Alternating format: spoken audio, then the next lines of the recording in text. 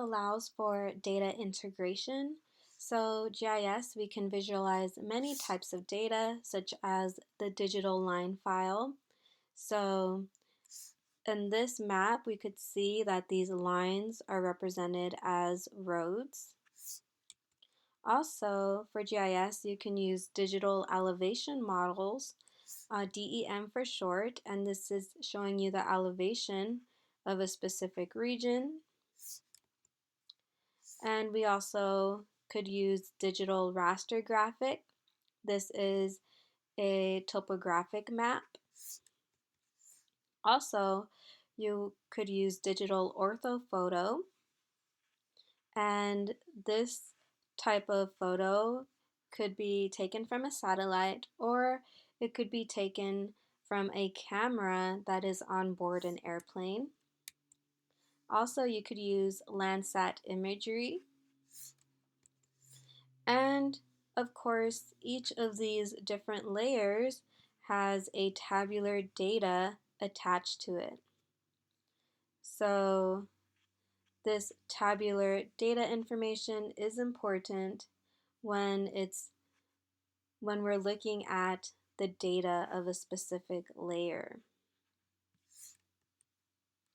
So again, GIS uses the digital line file, DEMs, the digital raster graphic, digital ortho quarter quad, also it stands for DOQQ, and the Landsat 7 image satellite data.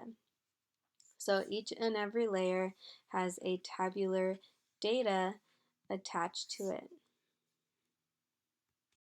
So now I would like to show you the attribute table for each layer and where to find it. So again, working with Lab 1 data, for the trees layer, all you have to do is click on the options and go to Show Table, also known as the attribute table. So the table tab has opened. So here I just minimized that so we could see the table. You could expand the table by clicking this up arrow and down arrow. So here it's telling us there are 8,888 records and 0 are selected. So when I check 1, it will update to 1 selected. And if I check 2, it will update to 2 selected. So again, this is telling us the total records and how many are selected. And you can clear the selection by clicking on this eraser, and you can click on this to show the selected only if you want to look at only one row, one specific selection, but I'm going to clear that. So as we look at each column, it is very important when you download a layer to look at what type of information is associated with that layer. So again, this is the trees layer, and in total there are 8,888 trees in the LA City boundary. So we have ID. This is the specific information about that individual tree ID, the location, the facility, you could always expand it to see if there's more. It's telling us the family of tree and other additional information. It even tells you the tree height and the tree canopy. So again, this is all important information.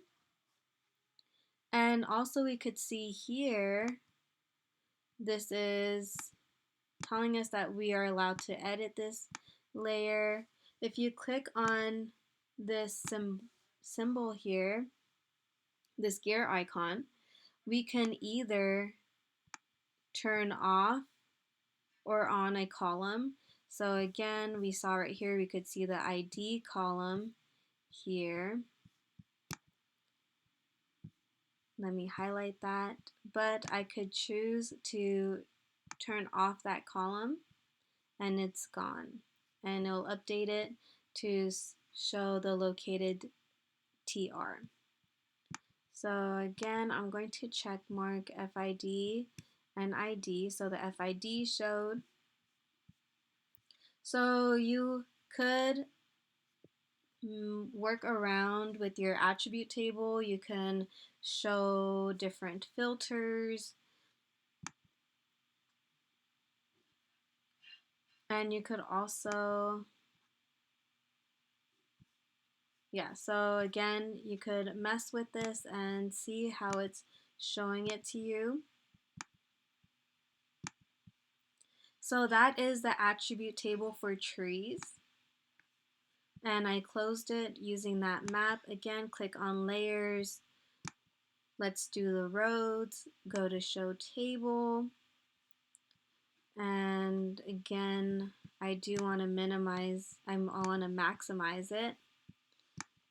And this is, if when you click here, it's expanding the sidebar. And again, we have route ID, begin point, end point. And another thing you can do is when you click on the selected,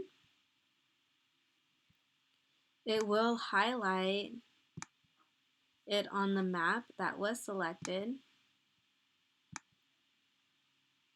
And we can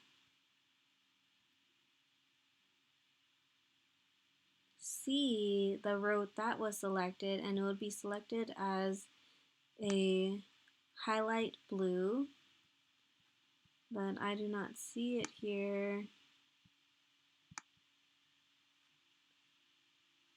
Oh, I thought it was going to keep it. Again, you can select it.